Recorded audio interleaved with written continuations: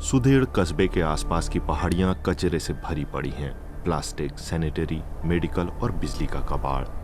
ये वो समस्या है जिससे इलाके के लोग रोजाना जूझते हैं। अनुराधा यहीं पली बड़ी हैं।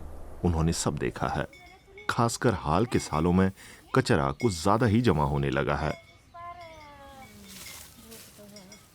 जो हमारा पीने वाला पानी है उसका रंग ही पीला हो जाता है, हम पानी नहीं पी सकते हैं। वो खेत में काम करना, तो इल्ले वगैरह जो है वो कागज़ कोई क्या पूरा गंद हमारे खेत में छोड़ देती है ना। हम उसकी सब्ज़ी खा सकते हैं। हमने गाय भैंस से पाल रखी है तो उसको हम घास कैसे खिलाएं? बहुत गंदा घास होता है, उनका हमने दूध पीना है। जो मेरे गाँव वाले हैं वो सभी बीमार रहते हैं इस दिक्कत से, बहुत बुरा हाल है। सुधेड़ का ही नहीं बल्कि पड़ोसी कस्बे धर्मशाला का कूड़ा करकट मामले को और पेचीदा बना रहा है। दोनों कस्बे खूबसूरत झीलों और पहाड़ों के लिए मशहूर हिमाचल प्रदेश के हैं। हर साल 1.5 करोड़ से ज्यादा सैलानी धर्मशाला पहुंचते हैं। अधिकतर लोग यहां पुराने मठों का दीदार करने आते हैं। धर्मशाला दलाई लामा का घर है और तिब्बत की निर्वासित सरकार का हेडक्वार्टर भी। 53,000 लोगों और टूरिस्टों का कचरा हिमालय की तलहटियों में डाल दिया जाता है। अक्सर होने वाली बारिश से सारा मलबा बहकर घाटी में और सुधेड़ तक आ जाता है। 200 महिलाओं के एक दल ने समस्या से निपटने का बीड़ा उठाया। पिछले 9 साल से हर दूसरे सप्ताह ये टीम अपना साफ सफाई अभियान चलाती आ रही है। अनुराधा इसमें शुरू से ही जुड़ी हैं, लेकिन कहती हैं कि ये हारी हुई लड़ाई है। इस विशाल कचरे से निजात पाना आसान नहीं।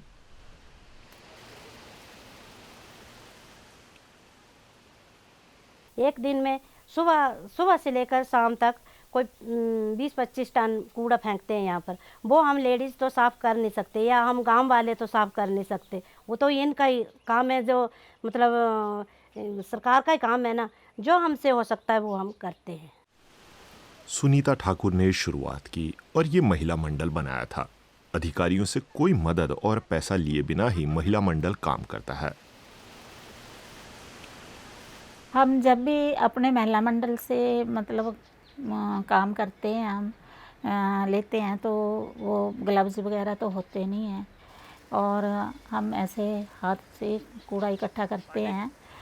कई बार जो पानी की बोड़ियाँ बावड़ियाँ होती हैं जो, उनको भी हम साफ़ करते हैं और बाकी जो कूड़ा कचरा पड़ा होता है वो भी हम इकट्ठा करते हैं। उसको काम करते ही रहते हैं, मतलब ये नहीं कि रुक जाते हैं, हम काम करते ही रहते हैं। कोई ऐसा घर नहीं जहां लोग खराब सेहत से न जूझ रहे हों। एलर्जी से लेकर गुर्दे की तकलीफ या कैंसर तक, लोकल डॉक्टर इन बीमारियों की वजह कचरे से होने वाले प्रदूषण में देखते हैं। एक और समस्या खड़ी होगी इसके ऊपर, इस गंदगी की वजह से जो ये पशु जानवर वगैरह जो मरे हुए ट्रकों में गाड़ियों में भरकर फेंक रहे हैं वहाँ पे, तो वहाँ जो ये गिद्धें खाती हैं उनको, फिर वहाँ पानी नहीं मिलता है इनको। पानी वो पीने यहाँ आती है, हार में है, तो जब ये घास लेने निकलते हैं, ये अपने पशु छोड़े होते हैं, डंगरे छोड़े होते हैं, तो ये गिद्धे ना वहाँ देख के तो ये अटैक करती है, ऊपर सिर के ऊपर अटैक। महिलाओं ने अधिकारियों से कई बार गुहार भी लगाई, लेकिन सरकार से कोई मदद नहीं मिली है। लेकिन धर्मशाला में एक एनजीओ अलग ढंग से उनकी मदद कर रहा है। वेस्ट वॉरियर्स नाम का एनजीओ यहां 2012 से सक्रिय है। उसका पहला मकसद तो कचरा बीनने वालों को बदहाली से निकालने का था, लेकिन उसके सदस्य अब शहर के तमाम इलाकों में नियमित सफाई अभियान चलाते हैं। लोगों को जागरूक बनाने के लिए वर्कशॉप भी लगाई जाती हैं। लोग अपने घर का कूड़ा उठाकर कहीं भी फेंक देते थे।